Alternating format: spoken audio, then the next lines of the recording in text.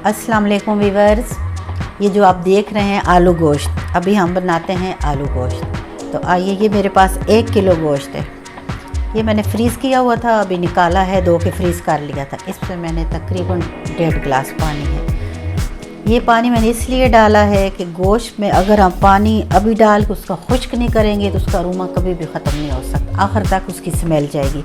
इस पानी में मैंने खड़े मसाले डाल दिए, दालचीनी है, 4 लौंग है, 4 मोटी इलायची, ये इसकी खुशबू के लिए है। अब हम इसको बग़ैर ढांपे खुश्क करेंगे। जब तक ये पानी खुश्क हो जाता है इसकी खुशबू अरोमा हर चीज़ जो है ख़त्म हो जाएगी। अब ये बिल्कुल तैयार हो गया है। इसको हमने गाला नहीं है, ज़्यादा हल्का फुल्का गला है, लेकिन अभी ज़रूरत नहीं है गालने की, क्योंकि हमने इसको बहुत बेहतरीन करके बनाया। उसके लिए हम इसको भून कर गालेंगे। ये हमने एक बर्तन में निकाल दिया है। अब हम तड़का बना रहे हैं। इसको भूनने के लिए उसका मसाला है वो तैयार करते हैं।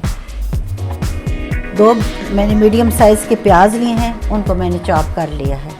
अब इसमें डाल के इसको बहुत अच्छी तरह मैं भूनूंगी। उस वक्त तक इसको भूनना है जब तक इसका कलर चेंज ना हो जाए, क्योंकि आलू गोश्त जो है हर बंदा बनाता है, लेकिन आलू गोश्त में बहुत फ़र्क होता है। उसकी खुशबू को परफेक्ट आखिर तक बरकरार रखना वो बेहतरीन तरीका है, वो मैं आपको तरीका बता रही हूँ। अब इसमें मैंने डाल दिया है अदरक और लहसुन का पेस्ट डाला है। इसको भी हमने गोल्डन करना है।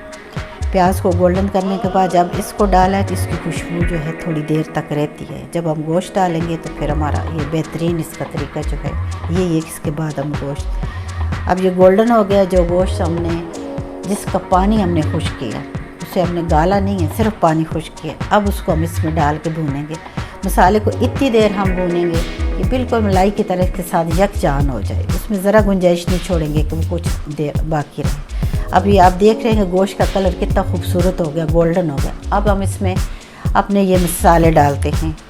नमक, मिर्च, धनिया, हल्दी और कुछ ये हमारे पास मसाला है जो गरम मसाला, उसको हम बाद में डालेंगे। ये जो मसाले डाले हैं इसकी डिटेल आपको कार्ड में मिल जाएगी। अब हम इसको अच्छी तरह भूनेंगे।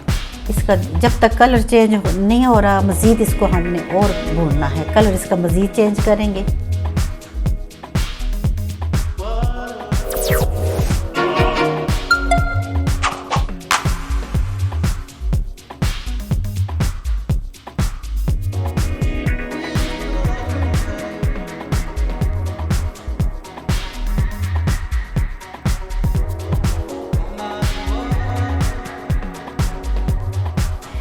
और अब इसके बाद हमने डाल दिया है इसमें 3 टमाटरों को पेस्ट बनाया और वो डाल दिया। टमाटर हमने थोड़े लेट डाले हैं।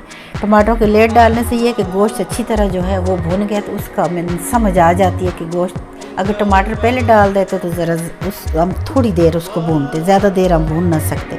अब हम इसको जितना भी भूनेंगे तो हमारा गोश्त और अच्छा होता जाएगा।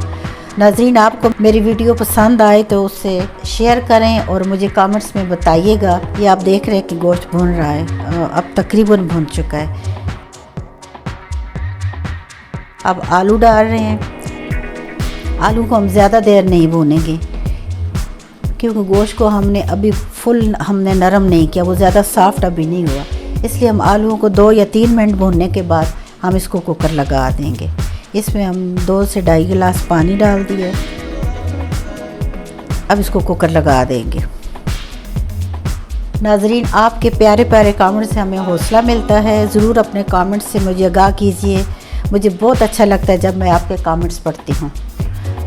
अब मैंने कुकर लगा दिया है। इसको 1 सीटी हम चलाएंगे और इसके बाद हम देखते हैं कि गोश्त हमारा और आलू क्या पोजीशन बनती है। अगर सख्त हुआ तो हम दोबारा लगाएंगे, अगर परफेक्ट हुआ तो हम इसको बस डिश आउट करते हैं। ये आलू को हमने देखा है, चेक किया है, बिल्कुल इसी तरह में चाहिए, परफेक्ट है। अब गोश्त को भी चेक कर लेते हैं, देखते हैं कि सख्त है या नरम। अगर थोड़ा सख्त हो तो दोबारा लगाएंगे। नहीं, बिल्कुल परफेक्ट है, सही, बिल्कुल तैयार है जिस तरह हमें चाहिए। अब बिल्कुल इसको हाथ लगाते ही आपका गोश्त और आलू दोनों बराबर हैं, बिल्कुल इनमें सख्ती नहीं है और आपको ये बहुत अच्छा लगेगा। कलर भी बहुत प्यारा है, खुशबू बहुत अच्छी आ रही है। मुझे उम्मीद है कि आप लोगों को बहुत पसंद आएगा। आप इसे हर मौके पे बना सकते हैं, क्योंकि ये बेहतरीन डिश है हमारी। अब इसको डिश आउट करते हैं। आप लोगों का मेरे साथ रहने का बहुत शुक्रिया और मुझे आपके कमेंट्स का इंतज़ार रहेगा।